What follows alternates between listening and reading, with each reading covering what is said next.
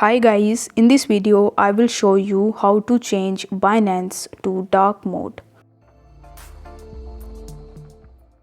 For that, you will have to launch your Binance mobile application and then you need to simply log in into your account first. Now once you're successfully logged in, you need to tap on this Binance logo in the top left hand corner.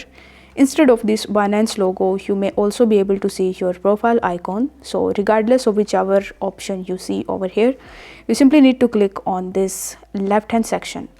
Once I've done that, you will be landed on this page where you are going to see this gear icon in the top right hand corner of the screen. So simply need to tap on this gear icon and then you will be landed on the settings of a Binance application. Now over here you are going to see the option of appearance, and in the appearance you are going to see the current mode that you are using. So as currently I'm using light mode, so it is showing me light mode, but if you want to change it to dark mode, then you simply need to click on appearance and here you will have to select the option of dark mode. Once I've done that, you will be able to see that now your Binance application is in dark mode. If you want to change it to light again, then you can tap on light mode, or if you want to change it to dark mode again, then you will have to tap on dark mode.